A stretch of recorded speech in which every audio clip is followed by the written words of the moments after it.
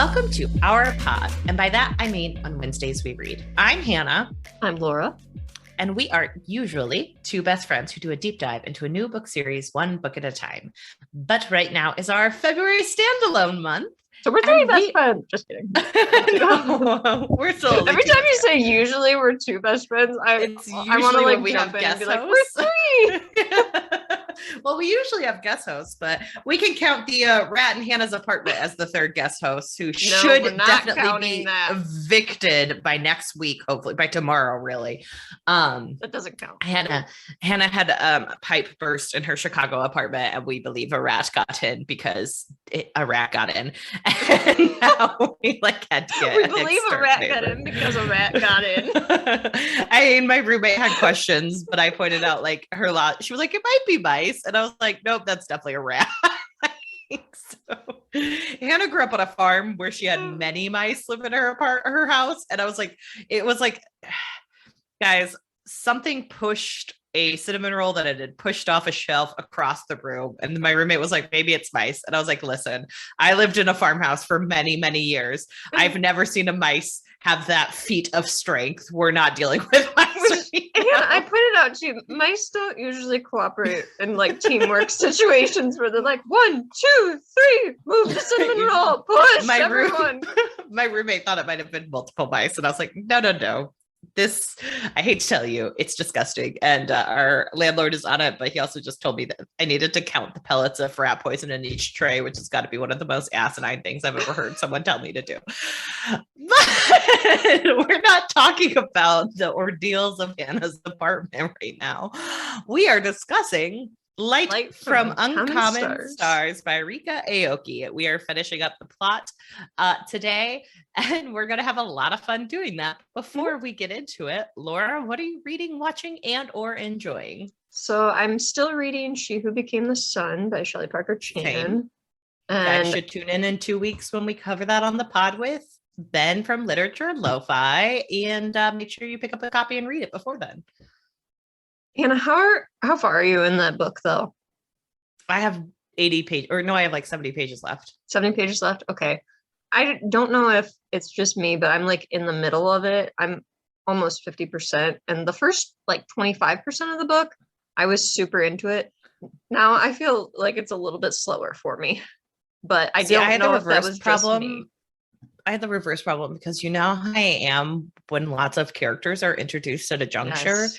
And for the first 25% of the novel, I'm like, who is this? Who am I talking about? I don't know what you're talking about. I don't understand. And I was so confused. And by 25% in, I was like, oh, I finally know what's going on. And so it went much faster because I knew what was going on. That's fair. I've also read it in a lot more spurts than you have. I've probably only sat down to read it 4 times, and I'm almost done with the book. I could see where it gets a little bit slower but I also love these types of stories where it's more of a build up.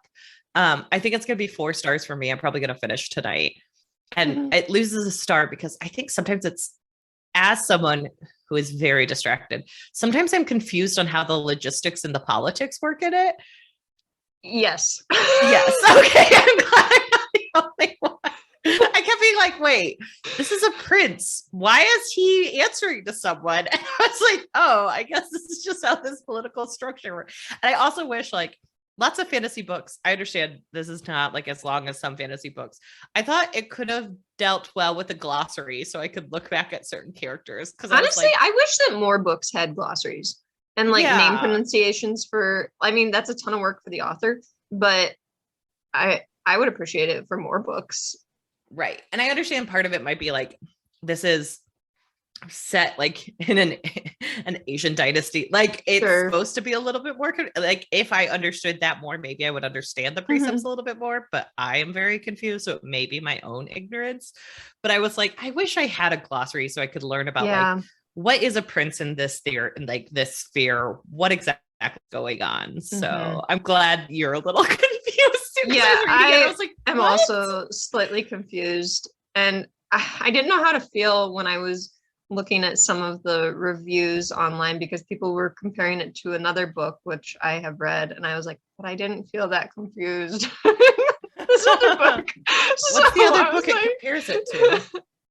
The Poppy War.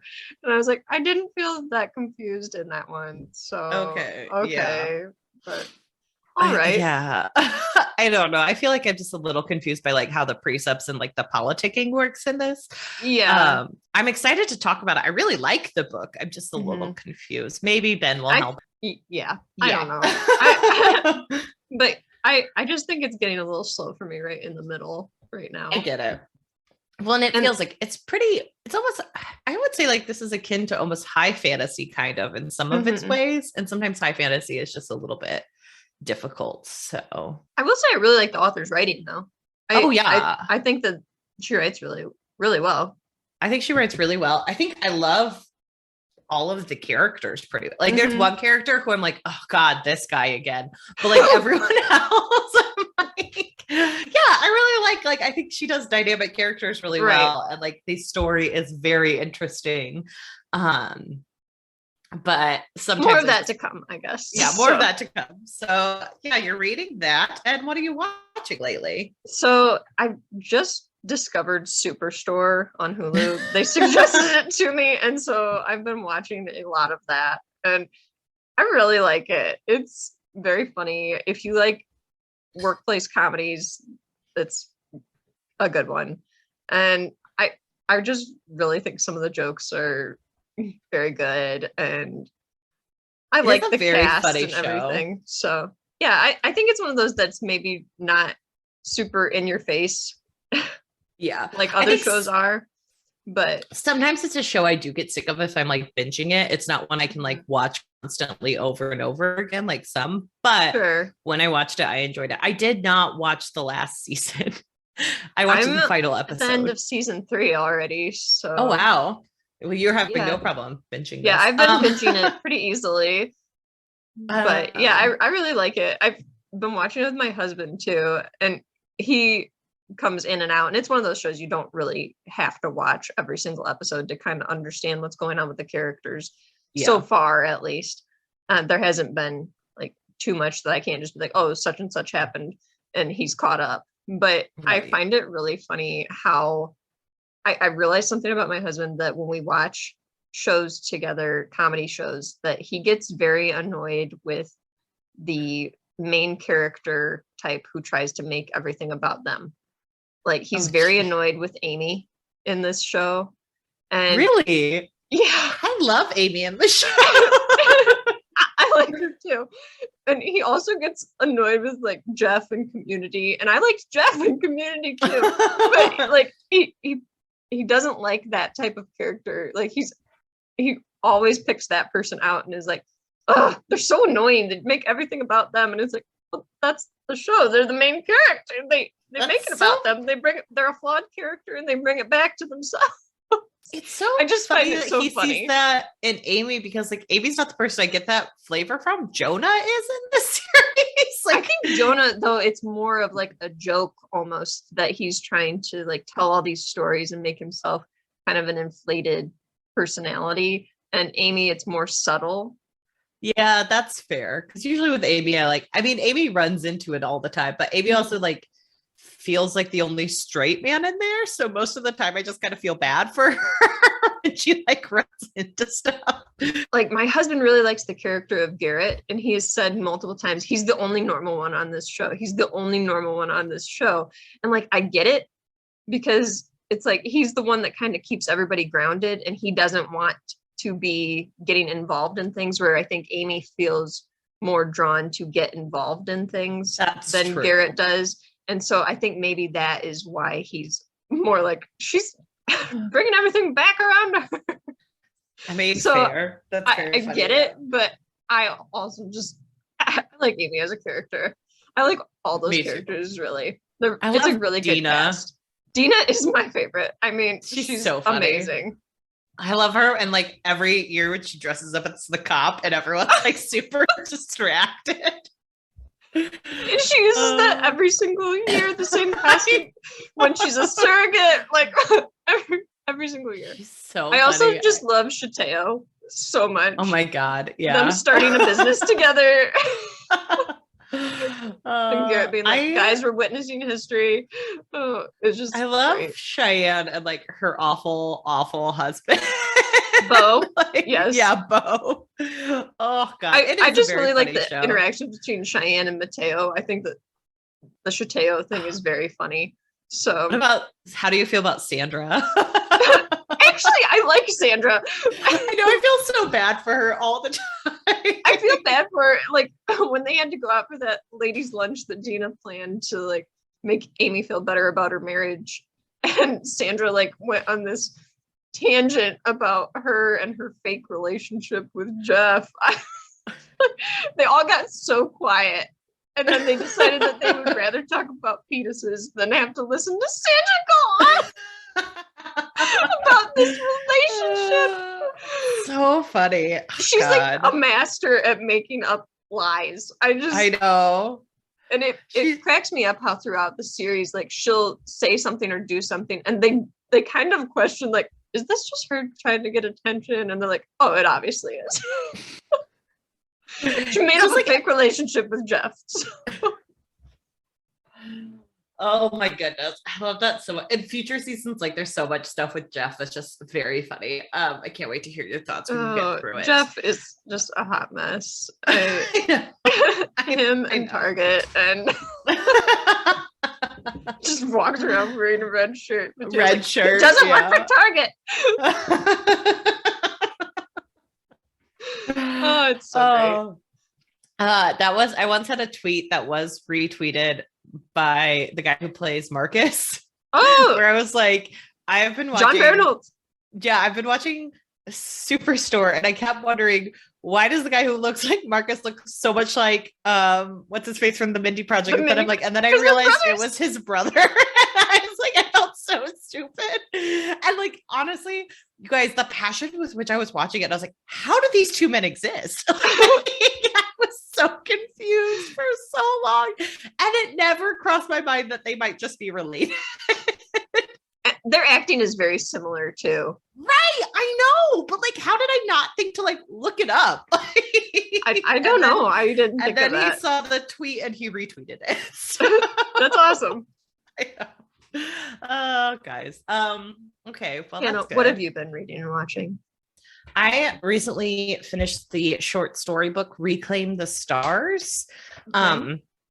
It is 17 stories with Latin American authors, and it hasn't been published yet. It's coming out soon in February, on February 15th, and it is so delightful. Like, I kept reading it and just being like, why aren't all these authors writing a book about this short story? Like, I want a full book of like the world building they use. Like, there's so many different things about like death falling in love with a human and like all these different like stories. Like a girl who like tries to like go to this market where like the dead come out at night and she's like has to hide in the shed and like someone's trying to mess with her artwork. And like, there's so much magical realism flowing through it. And I very much enjoyed it. I think like the worst part of it is, like I said, I wanted full ass books because you know me, I don't love short stories. I was gonna say, you're not like, really a short story person. I know, I kind of like get it. I asked for it from NetGalley because I was like, oh, I'm interested, you know? And I just like realized like most of my frustrations from short stories is like, I'm like, if I'm in a really good short story, I want it to be longer. Like, more. Right. Yeah. And if it's fine and just like, encapsulating itself, I don't want to just lick the cupcake. I want to eat it. So yes, exactly. Except I love frosting and I found out you're just met on it. So sometimes I'm okay with just licking the frosting. I know. But I really enjoyed it. I think it's a wonderful book and people should get it. Like, there's a lot of fantasy elements to it for all of our fantasy fans on this, listening to this. And like, it's just really, really beautiful. There's also like so many good science fiction stories in it. Like, it gets flavors of everything you want. And so I very much enjoyed that book. And then I'm also reading She Who Became the Sun. Awesome. But for television, I did finally watch Abbott Elementary. Oh, how was it? It's really good. Like, it is like, it's very akin to The Office. Like, okay, so that's really next up on my list after I finish Superstore. I'm going to watch that. It's good. like it's a good update on The Office because like there's one character who comes in and like he keeps getting sexually harassed by the principal. But like there is a documentary team there. So he keeps like looking to the camera and being like, you guys are seeing this, right? He gets very much like involved with like, come on, guys. Like I'm not the only one who has that, you know. And then I recently saw that like it's named after the creator's like one of her favorite teachers. And really? like yeah, the teacher reached out, they talked, and it like made me cry. They recently did an interview and I was like, oh, this is so beautiful. But I watched that. And then I also started Murderville with my roommate. No one has heard about this. It is on Netflix. I swear, with like Arnett? Yeah. Okay. I've seen that like advertised like twice. Okay. So the entire premise is it like there is a guest star in each episode who's Will Arnett's new partner. Okay. But they're not given a script about what's going to happen in the episode. Like they're just there. And it's like Conan O'Brien as Conan O'Brien. And so then they like have to improv their way and guess they improv the entire episode? Like there is some scripts with the other actors where they like know what's going to happen, but they don't know how like, so like in the first episode, Conan O'Brien like is talking. And at one point, Will Arnett is like, this little girl's like, hey, is the magician gonna finish his trick when there's like a murdered body behind them? Mm-hmm. And Will Arnett is like, you try to explain it to her. And then he just walks away. So that Conan O'Brien is trying to explain something to this child. And then we've only gotten 2 episodes in, and I'm like, we really have to like be careful how quickly we're watching it. Because the second episode is Marshawn Lynch. And when I tell you that he was so freaking hysterical in this episode, like he was so funny. And like the difference between him and Conan is you can tell he's like an actual entertainer. And Marshawn came in and he's like, no, I'm going to roll with this, but I'm also going to like have my own character ideas and like bring them in. So like at the beginning, he's like, I don't want you to call me Marshawn Lynch. I want you to call me this name. It's so freaking funny. And like, that's awesome. My roommate and I were dying. So I recently saw something on like TikTok where people were talking and they were like, yeah, Murderville is just like, you could tell millennials are watching TV or writing TV shows now, because this is just like a Reddit thread where it's like, imagine there's a murder and only one actor doesn't know who did it and they have to figure it out. That's awesome. End of the episode. And I'm like, yeah, that's exactly right. Yeah, and check that out. I Abbott love Conan, actually. So well, and like the episode we did, the next one is Camille Nanjiani. So I love him. Can't wait to watch that one. I think if you get the right person on a show like that, it could be like comedy gold. And they probably thought like getting somebody like Conan on there would be amazing because he is probably one of the best at improv that I have ever heard or seen. I don't know how he can just like pick up on things that people say and just roll with them the way that he does. I've listened to his podcast and the way that he can just like take something and twist it and make something out of it. And like, well, I mean, where did you go? He is a television host. So some people though are just really, really, really, really good at it. And I get it just naturally. Like I know people in my real life who I think are very good at like just doing that in conversation. Is it me? It's not you, but I mean, rude. I'm a great conversationalist. So I can't believe you don't think I'm a witty conversationalist, Laura. I've never said that. I feel like you did. I just said that you were not the person I was thinking of, but yeah, I think there are some people though that are just like really good at doing that, like Conan, and they could be very good on that show, and then other people like Marshawn Lynch could just surprise you and be hilarious. So funny. Well, that's what I was like. I mean, guys, he went to Berkeley. He's really smart. I'm like, okay, but he was also a football player, so that's not guaranteed. That's true. That's true. I'm not saying football players can't be smart. I'm saying it's not guaranteed if you went to a good school and you were a football player that you were indeed a very smart person. I mean, this is going to probably not give me many fans by saying this, but a lot of times colleges will do whatever it takes to get athletes on their teams, and that includes getting them into very good schools. So you don't always have to have the best grades or SAT scores. So I have a very specific memory of being in drug use and abuse in college, the classroom. And we went, it was like it was an exam review. And one of the basketball players of our college came in late, like after I did, and I had arrived late. And he and I sat on the floor together. We were there for 10 minutes of the review, and then the class ended. And he said, I can't believe I showed up for this, to me, and walked out. And that was our main interaction. I also had a friend in our college who's like, he had the job of making sure, because like in college, if you're an athlete, you have to attend so many classes. And I had a friend who, like, because his major was kinesiology, I think it was, he had to be one of the people who checked in students to their classes. Oh my gosh. And he got like paid $15 for it. Wow. Each class or something. I just remember he had that, like, it also like kind of for, I forget what it was, but I just remember he had that job, and I was like, what a weird job to just have to like show up to a class and check people in like they're children. That was like Laura and I in our sorority, we had study hours where we like couldn't be on Facebook from the hours from 7 to 10 p.m. Like, people were watching for you to like get on Facebook so they could message you and like, get off Facebook. Get off power now. trips by 20-year-olds. No.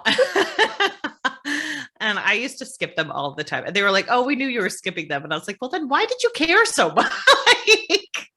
I'm just going to say to that, like, people work well. We've talked about this before. People work well at different times. So that 7 to 10 thing annoys me more now, because it's like some people are just tired at that point and studied in the afternoon, and they don't study well at night. And you knew me, I was someone who was like constantly studying during the day. And then like once I walked back into our sorority house, I was like, I'm not studying the entire time I'm here. Like, this is my home space and I don't study Some here. people want to just use that time to relax, you know? Right. And I had lived with, like, you would live with new members as you got older in the sorority or whatever. And I had lived with some new members when I was older, and there was one of them, she would study in the morning because she didn't have classes until like 11. And then when like study hours came around in the evening, she was like, I do better in the morning. I'm tired. I don't want to do this right now. And I just didn't know what to even say. I know. I know, because I was the person. Just pretend like you're doing something. Because Laura and I were very different, where I was the person who I was like, listen, I don't care if you're doing study hours or not, just don't get caught. But I was always gone because I didn't study in the house, and I had like double jobs, and I just did not care to be in our sorority house that much. And then one of them didn't get voted into our sorority because she kept skipping study hours.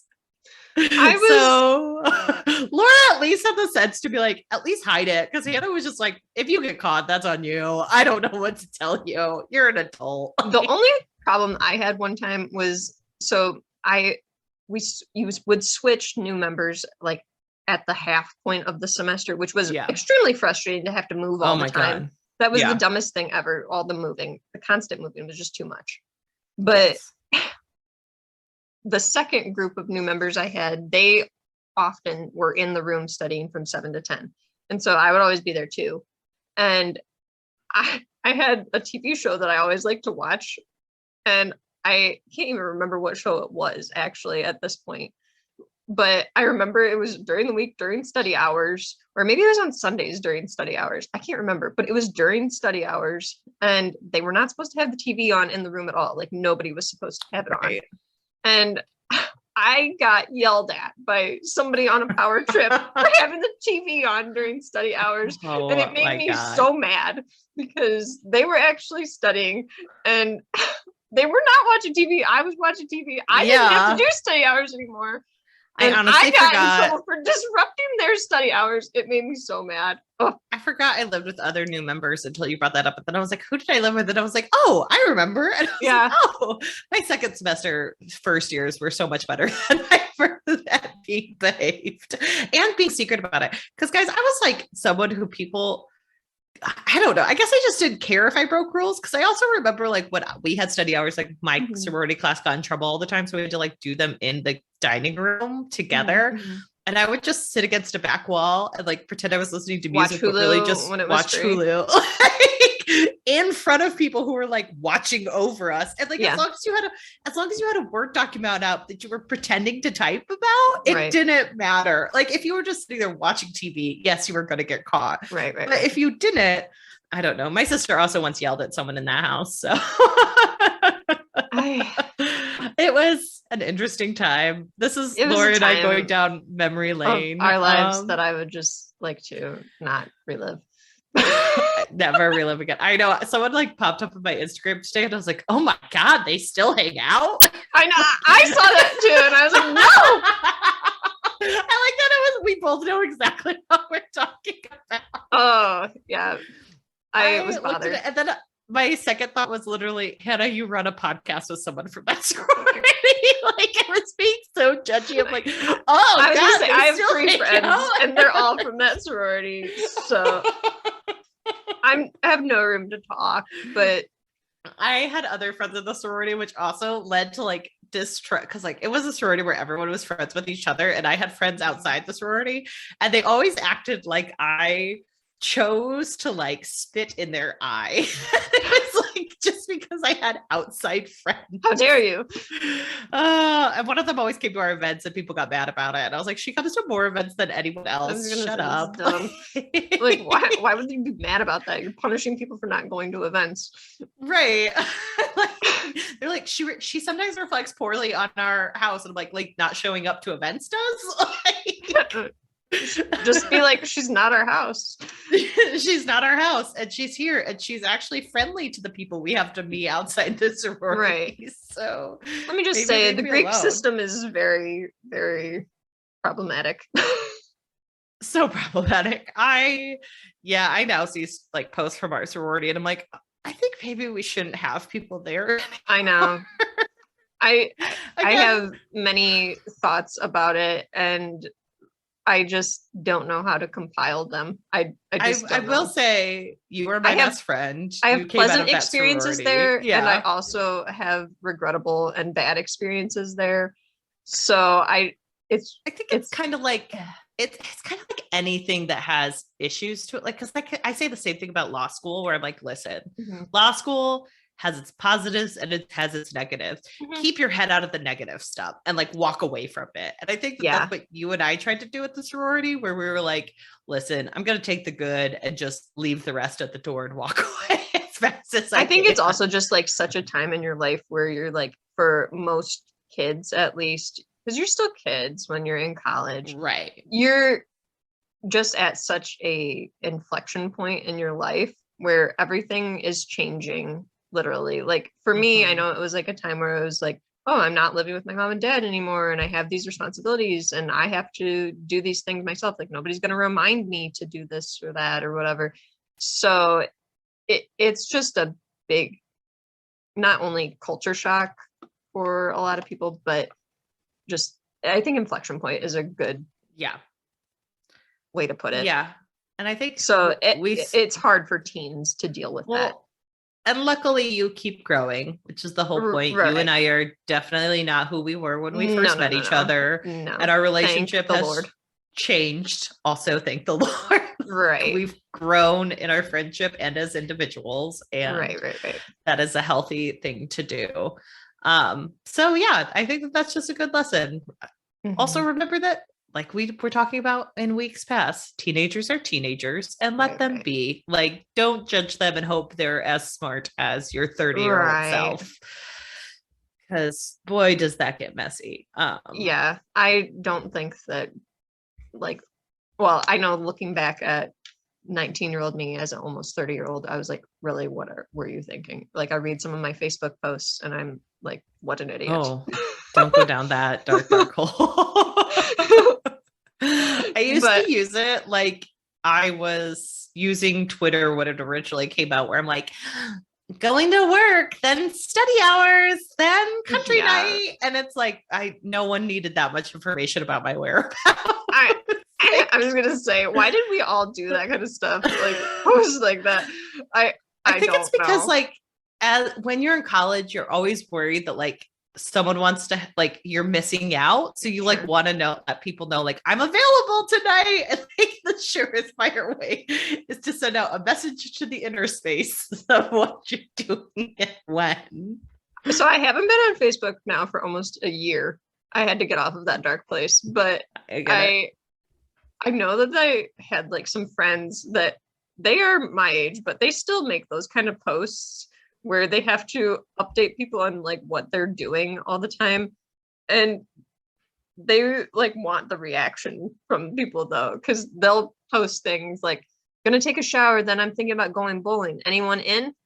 And like no one will respond. And so then they'll post a little bit later after they get out of the shower, presumably, and say, I guess not. I guess I'm gonna just stay home. And I'm like, why? It's just like, I don't know. I'm just confused as to why some people like stay stuck in the way that they use a certain thing. You know what I mean? As the rest of the world changes around them. They haven't matured, Laura. I guess, but I think sometimes people use the internet like when they're incredibly I'm trying to think of the right word, but like they're scared that actually reaching out won't be effective. They're insecure. Okay. Like if I post on the internet that I'm going bowling and no one's responding, I could always tell myself that people didn't see it. Okay. But if I ask a friend to go bowling with me and they say no, they're rejecting me. So there's this insecurity and this, again, like, I mean, that's a very good way to put it. I'm so insecure that I can't even post things because I feel anxious about it. I'm like, what if I spell something wrong?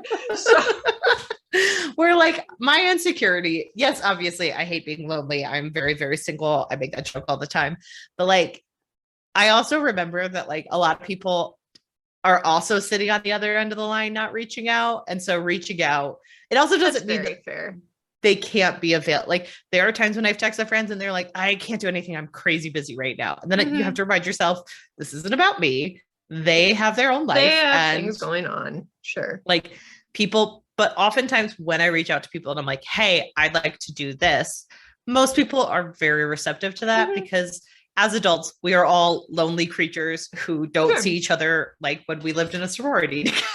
So sometimes when you reach out to a friend and you say, hey, let's start a podcast, they say, okay. And then you wind up here. Sure. Yeah, I think I more so was just considering the way that they make those posts as like a way that I communicated on Facebook at 19. It bothered me a little.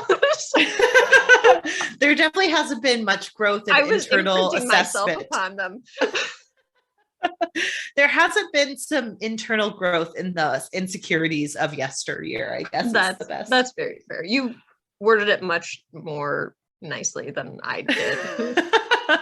Well, with that said, now that we've gone down this deep, dark hole of sorority cells, and we both admitted that we saw the same Instagram post and thought the same bitchy thing in the same exact moment.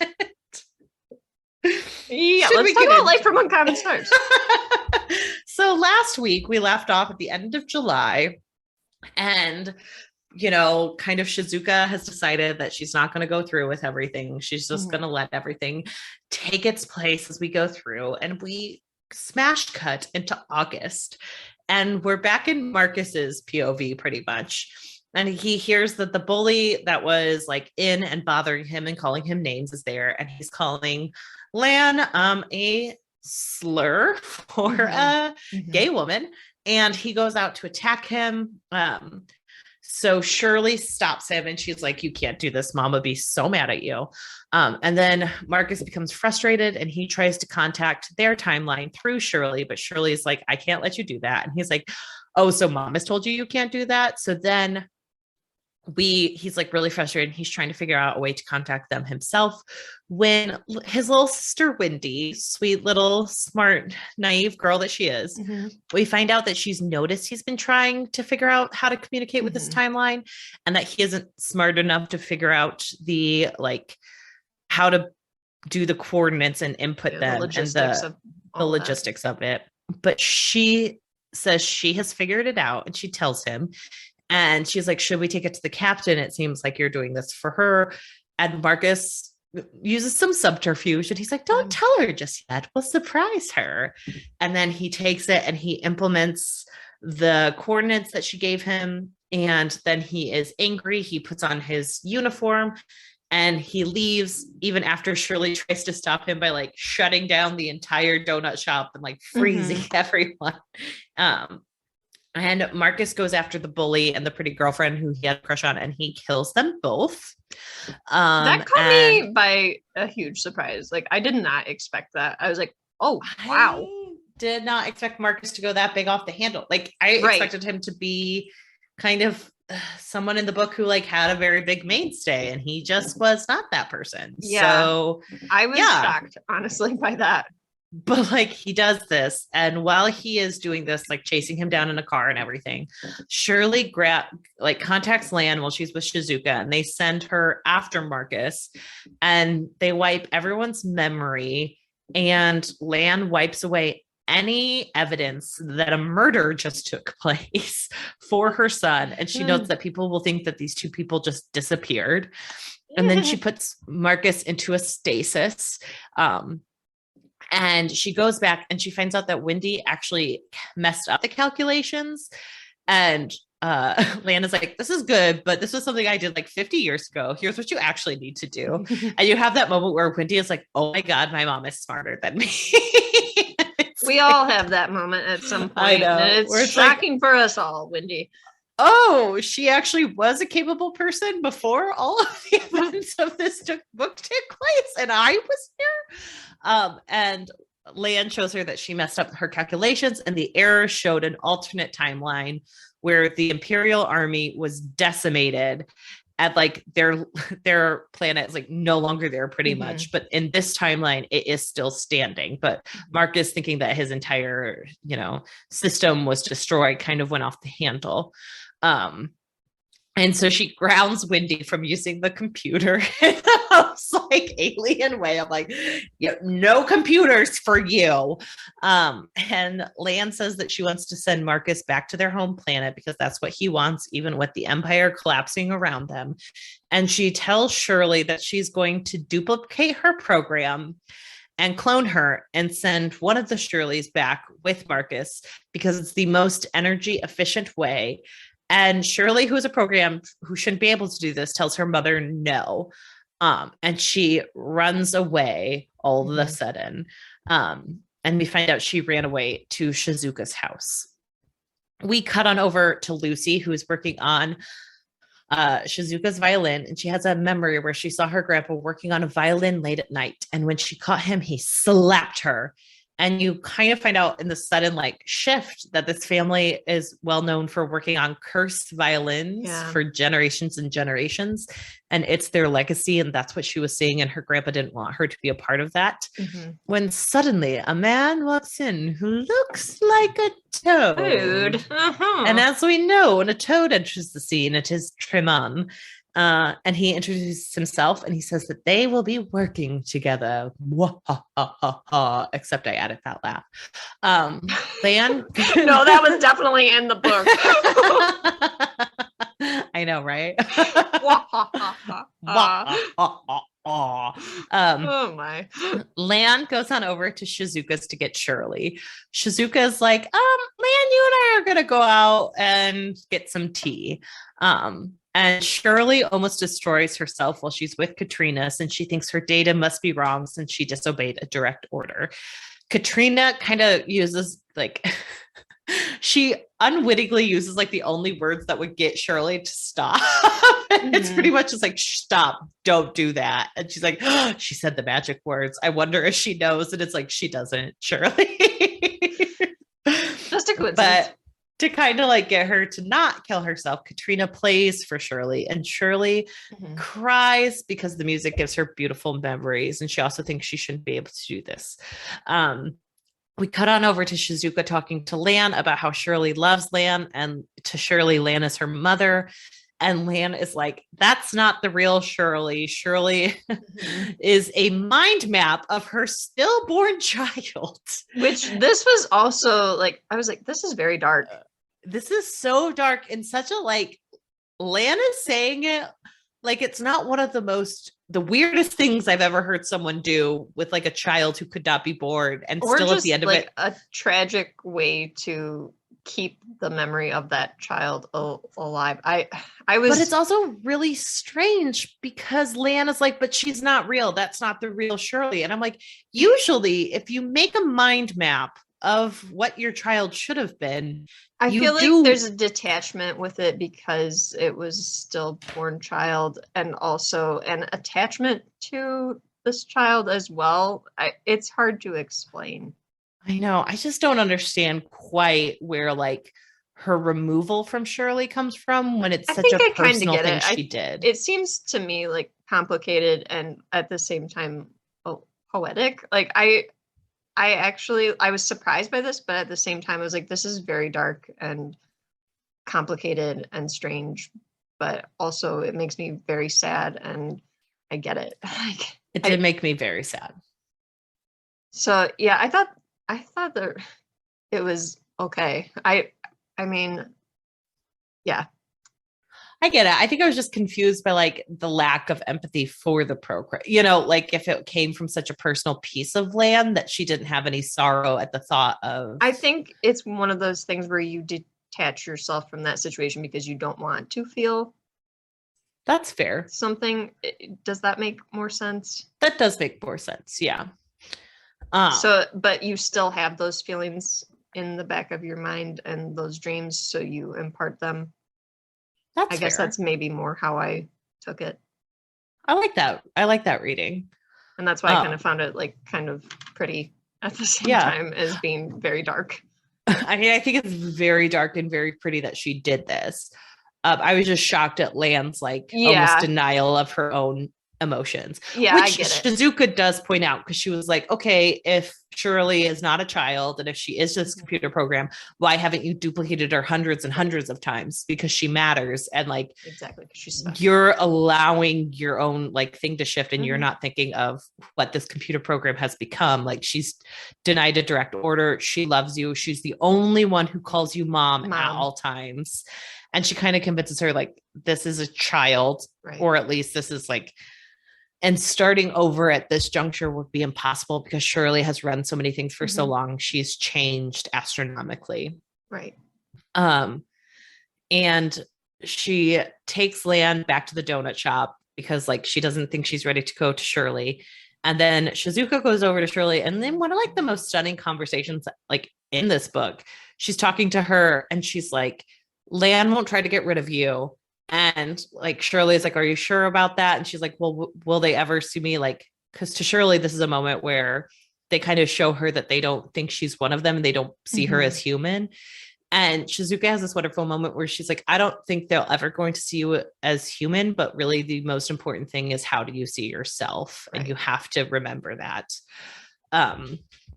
And so that was a very beautiful moment. We come over to the donut shop and we learn that they're learning how to make fresh donuts, and business starts picking up, and Floresta makes modifications to them and they make them taste amazing. Katrina's popularity is also increasing online, but she does not show herself on screen. She and Shizuka continue to but before this, Shirley does return to the donut shop with Lan the next day. Like, Lan comes over at breakfast time, and you also find out that Katrina and Shirley bonded during this time. But we have Katrina, playing online. She and Shizuka are continuing to practice, and Shizuka notes that the end is coming. She goes into the violin shop for Lucy. And she recognizes that Tremont has been there, and she warns Lucy not to trust him. She gives Lucy a bow and tells her the story about how dogwood trees are cursed because the tree is what was made, is rumored to be what like Christians believe Christ was crucified on.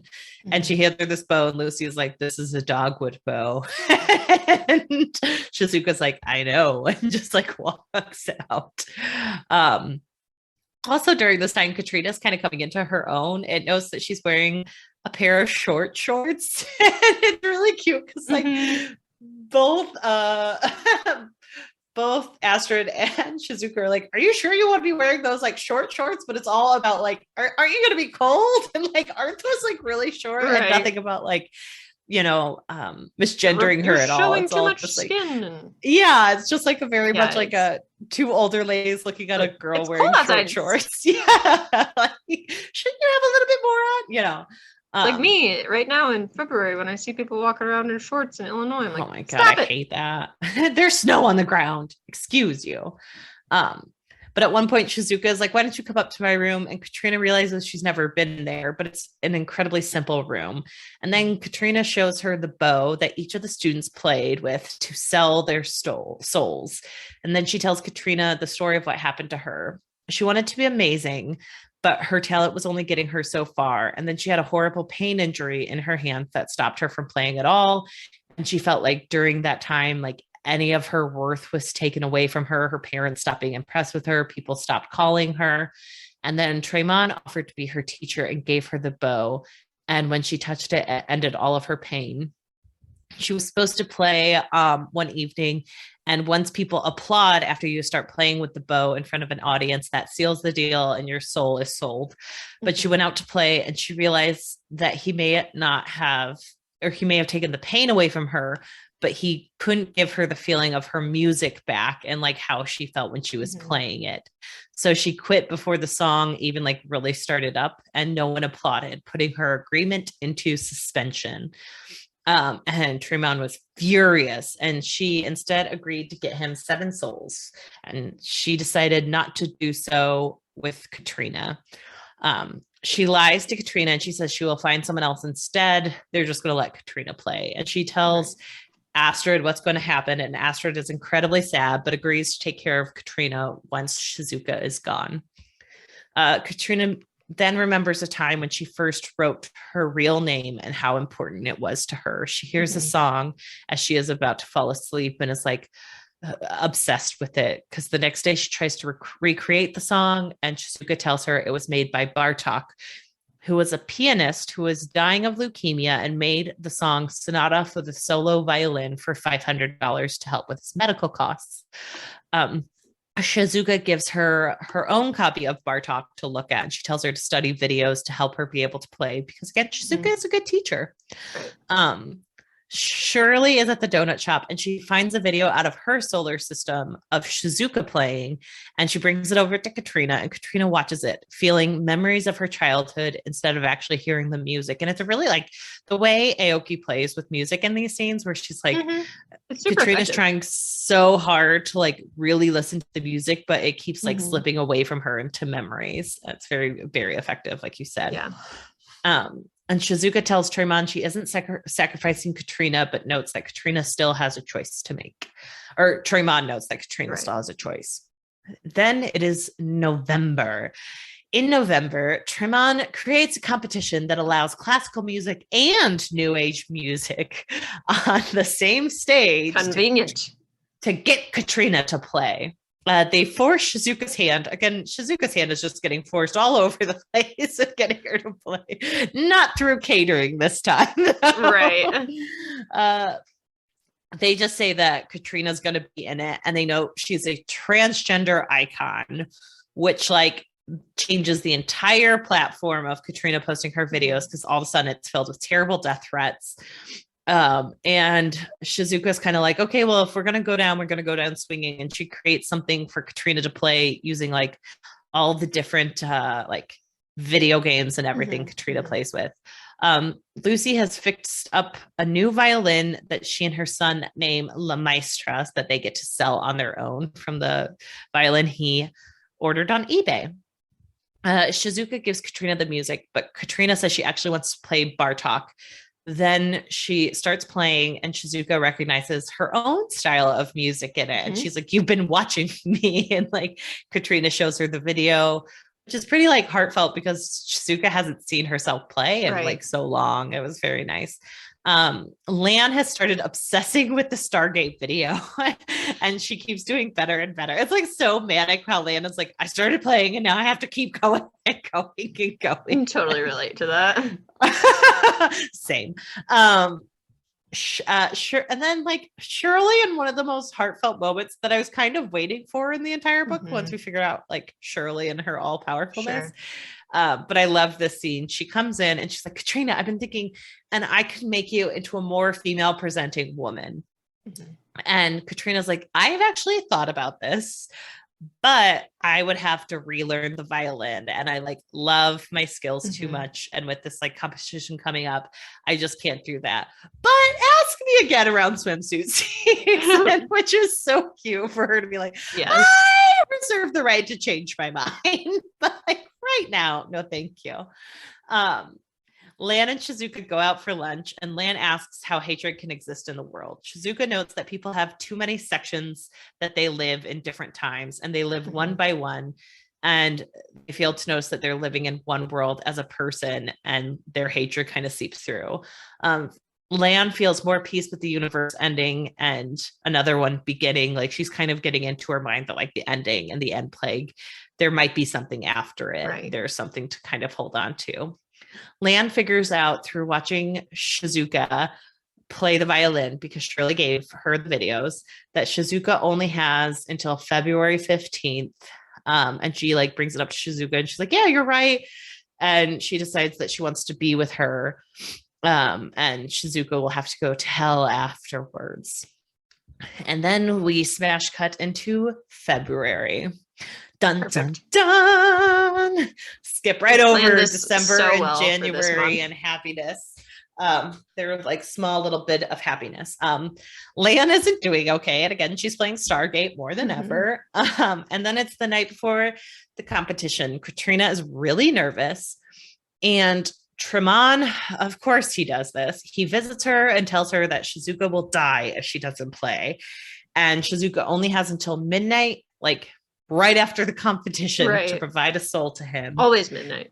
I know, always midnight. And that Katrina should take the dogwood bow from Shizuka's room and play with it to give her soul up instead of Shizuka.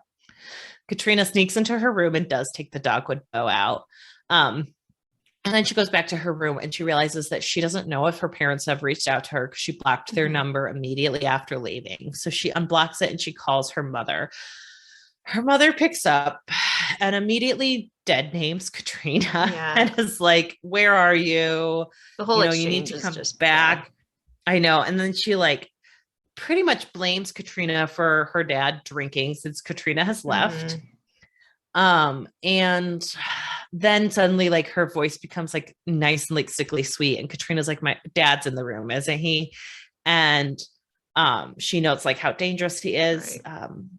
The mom tries to tell Katrina that her dad really loves her and she should come home.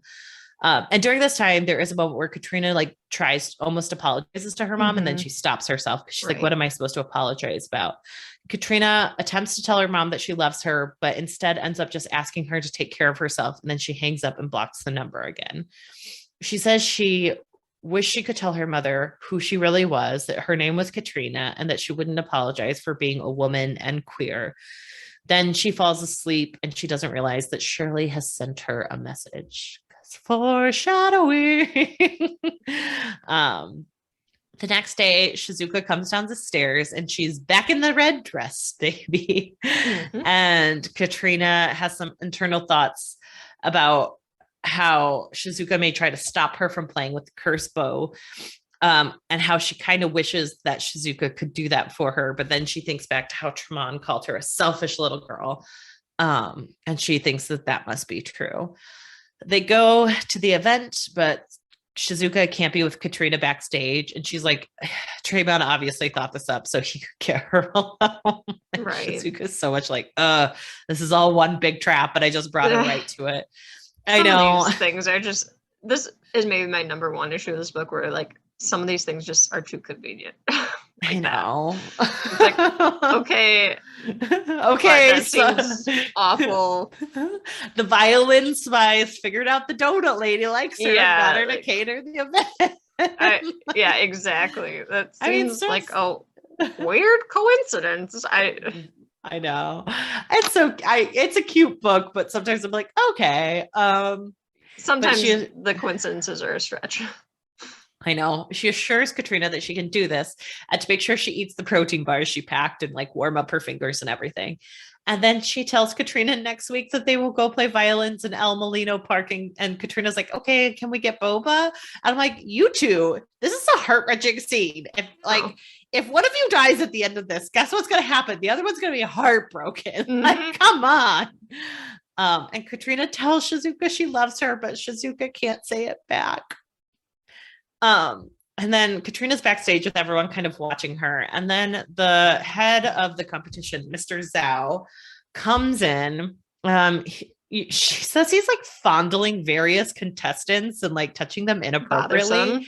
And he's like side-eyeing Katrina the entire time. Then he comes up and he's like, I'm so glad to meet you. And he grabs Katrina's genitalia through her dress and leaves. Later, a card key is delivered to her, and she notes that all the money in the world can't change someone. A cocksucker is still a cocksucker. Mm-hmm. And it's like, oh, well, mm-hmm. Katrina's learning some things. She watches everyone go on stage slowly but surely, and then she is announced as a transgender activist and violinist. And Shizuka is rightfully annoyed because she's like, why do they have to mention her status? Right. That's not what she wants from this. She didn't ask to be introduced this way. And then she notices Katrina with the dogwood bow. And she's like upset, but then she's like, well, she made her choice. The announcer attempts to pretty much shame Katrina, noting that he would never go on stage in a dress like that. I think insinuating like this MC was just awful. Well, and I was like, is he insinuating like because she was like, again, it's like one of those things where is he insinuating he considers her a man because like mm-hmm. she's in a dress? It was just very weird. But Katrina like kind of takes it in stride and she goes, I mean, this is really no different than sex work. And everyone is horrified in the crowd because they're like, we're at a classical music show. How dare she admit that we're othering her in the worst like form possible? Right. So she notes everyone wants something as she prepares to play, that the crowd wants to be entertained, that Sao wants her for her body, and that Tremon wants her for her soul. But all she wants is a glass of juice from Astrid. And it's like, mm-hmm. the world does not deserve Katrina. Katrina's so sweet. And I know. And everyone thinks she's about to play like, everyone's about to judge her for playing her usual music, which mm-hmm. they shouldn't. But then she shocks them all when she starts playing the sonata for solo violin. And now the book kind of shifts where it's really sitting with Katrina during the different movements of the book. I actually started listening to the violin solo while I was reading this awesome. And highly recommend it because it was really nice. It doesn't match up perfectly. It's a 9-minute song, and this section of the book does take longer than 9 minutes. Yeah. But it was nice to listen to kind of get like the feeling that it's talking about. And I highly recommend people listen to it. Yeah, good idea. The first movement is like a swirling, shifting dance, but Bartok also has very contradictory notes in the way he writes. And this makes Katrina think about how the stage is hers. And even if people may talk about her, she couldn't care less. And she was going to be who she was. And she was going to be beautiful. And this is a moment where she like actually feels beautiful. And it's amazing. Mm-hmm. And then after the first movement, people faithfully applaud. And she notes that her soul is now forfeit. The second movement is called Fuga, meaning fugue. And it kind of talks about how this is a derived word about like the theme of the music. Mm-hmm. And then it is also derived from the term fleeing. And this is the theme, but the counterpoint would be almost unharmonious and not consensual. And she thinks a lot about all the times in her life where she had unconsensual like things happen to her, or where she was preyed upon by strangers, friends, and family. And it's very much about like how holding yourself out and who you are can sometimes have brutality happen along with it. Mm-hmm. But this brutality doesn't make Katrina nervous in the movement, but it makes her angry. She shouldn't have to be harmonious in the way she lives her life just to be safe. And she directs it into her voice and her lead. And she's really taking this song into her own. She knows that people seem to be reacting well to her music right now, but she also thinks that this is because of the dogwood bow. Then comes the third movement, Melodia. Usually composers name this part the Adagio, a song of mourning, but this is named Melodia, which makes Katrina think about how she had happy times with her family, then the heartache that comes with it, and the sadness and regret of having these moments and knowing what would have come at the end of it.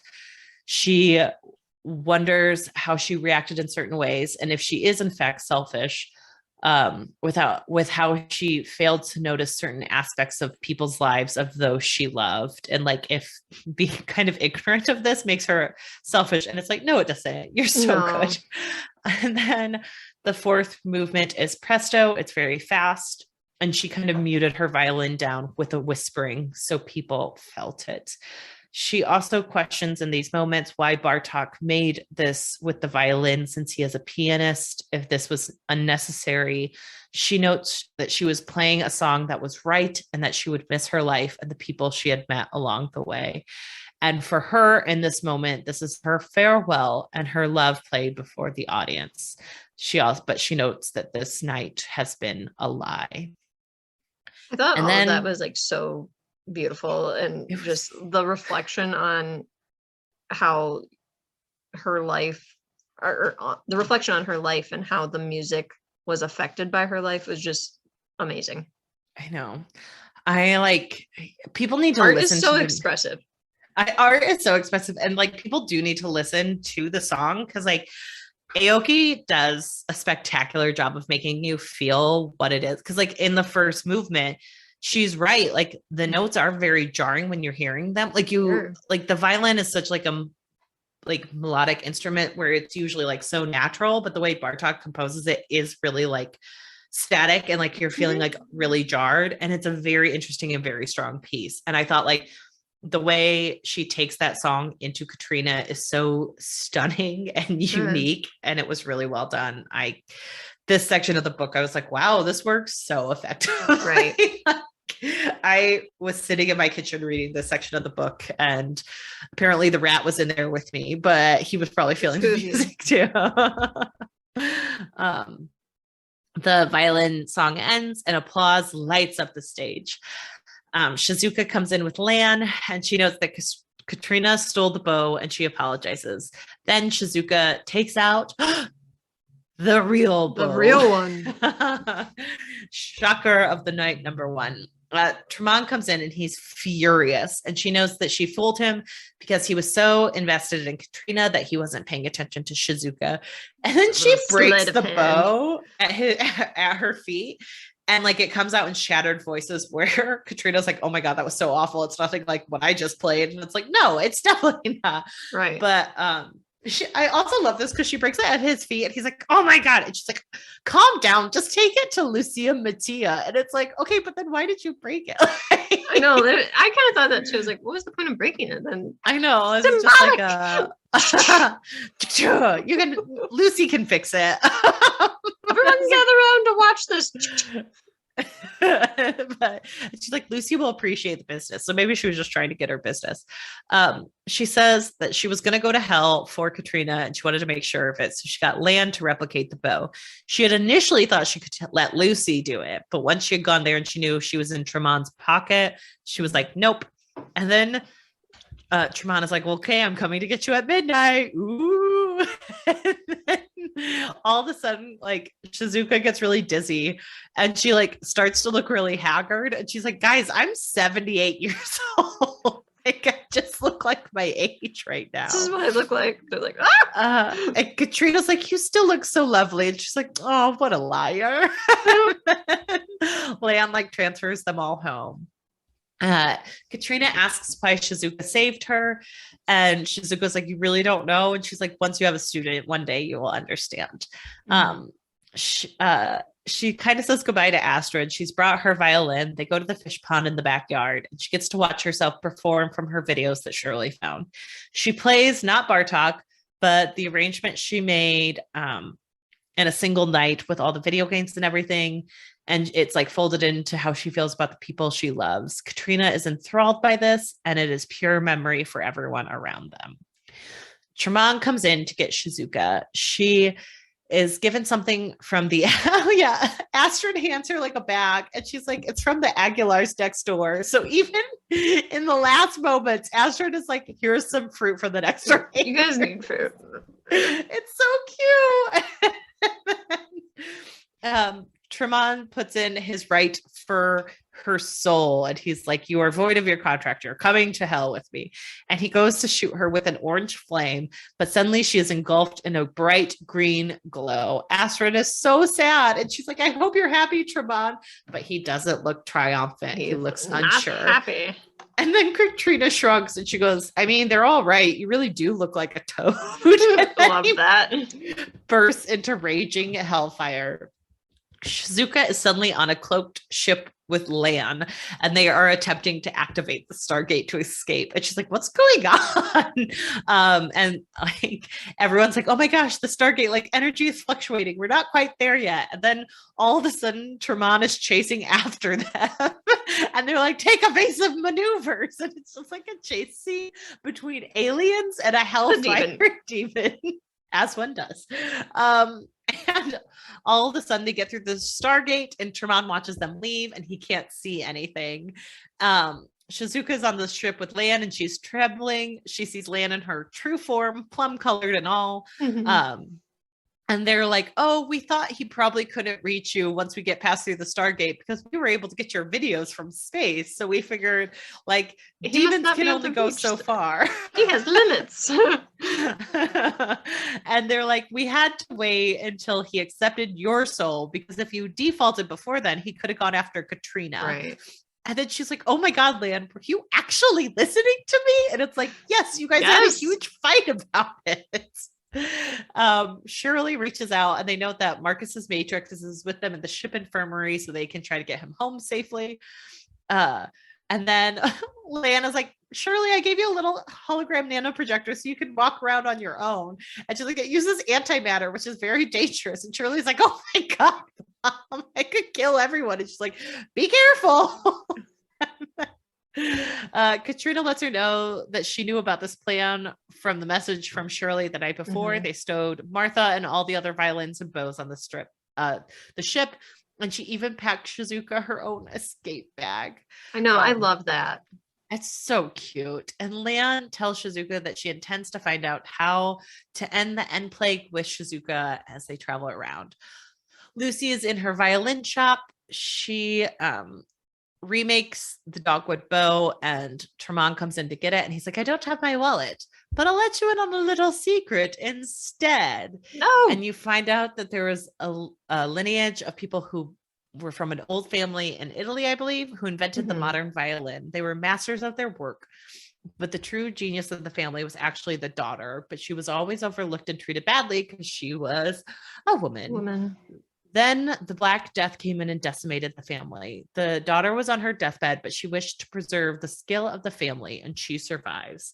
But because she was treated so poorly by her family, she changed her name to Mattia. What was the other name? It was just like an anagram of that, wasn't it? Yeah, I believe so. It was something very, I have the book right here. Let's see. Amadi from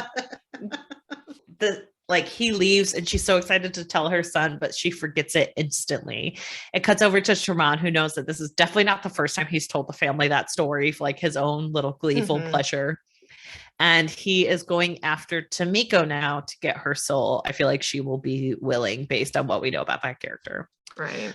A young girl enters the donut shop, and she's like, I know you guys are looking for a job. I'm really good at baking, and I can definitely help you. I know. And like Floresta's like, I thought we could do something. And then she admits that she has no papers. And they're like, we know something about that. And they like take her outside, and they're like, you'll come back. We'll pay you. You know, you'll be fine. And then Floresta is looking up at the stars with the girl. We end on Shizuka making her own captain log, discussing looking for the end plague and how happy everyone seems to be. She knows that Katrina is getting like millions of views, and she keeps receiving invitations to play all over the place at like LGBTQ events, at like symposiums all over. And she also notes that Katrina kind of knows how to play the game now. And, you know, you can fuck on camera a couple different ways. And that Mr. Sao bought Katrina a Tesla. Katrina is growing and learning, and she may even want to conduct.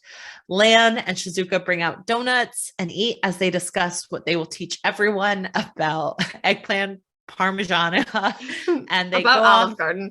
About Olive Garden. When you're here, your family. They go off into space together. The end. Yay. What a cute book. It was very good. I really liked this book, guys. Me too. We've gotten some people to read it, and I just think, like, I don't know, it's so sweet. All I can say is, if anyone needs book recommendations, Sarah from Fiction Fans 100% has the best ones. This was her nomination for our February standalone showdown. Excellent job, Sarah. I cannot say enough about the good books that Sarah Sarah also gave us a corrections corner, because you and I in the last episode made fun of them being like, you need to take a shower before you take a bath, and apparently in Japanese baths they're like a very specific type of bath, so you do need to shower before you take them. And she said, I thought they were like, it's a Japanese bathtub, and that's why she had to shower first. And I said, that may just be Lord my ignorance. It is. It was. So thank you, Sarah. Sarah has the best recommendations. I'm always jealous of her TBR. And like, I'm so happy she picked this book. Yeah. Ryka has been amazing on Twitter about us doing this book. I love the themes of this book, and just like the acceptance of yourself and building yourself and creating a life you want to live. To talk about with this book. And I think we should save it for the next episode. I know. We will definitely, in the next episode, we're going to talk about characters. We both loved so much. And, I know. We're going to talk about characters. We're going to talk about themes. We're going to talk less about our sorority. Yes. We're not going to talk about bad things. But honestly, like, this is a book that I could see myself rereading and getting something new out of it each time. Same. It's a fun read, and at the same time, it has important and hard topics. So it's hard to explain to people. It really is. Again, I like to call it like, it's a very genre bending novel. Yeah. Like, it's not just one thing. It's so many things in one. And I really want people to read this book. Go get this book. Yeah. I just go get it. It's on Scribd now. I didn't know that. If you have Scribd, get it on Scribd. Get it from your local library. Request it if they don't have it. I mean, it's Tor, so I feel like it should be on library shelves everywhere. But yeah, I have different quotes we can talk about next week that I have little pinned. And we hope you guys like this February standalone. Yes. Come back to join us next week when we discuss the themes and the characters. And please remember to rate, review, and subscribe. Rating, reviewing, and subscribing helps other people find this podcast and participate with Wheel of Time content or February standalone. And I mean, Laura and I will have to announce what our next series will be soon, because we're coming to an end. So join along with all of that. And follow us on all our social platforms. We are on Twitter and Instagram at OurPod. That's OWWRPod. Or you can follow us at our blog at ourpod.com. We just broke down both of our January reads, which included Light from Uncommon Stars. So it comes full circle. And we can't wait to talk more about this book next week. Bye. Bye.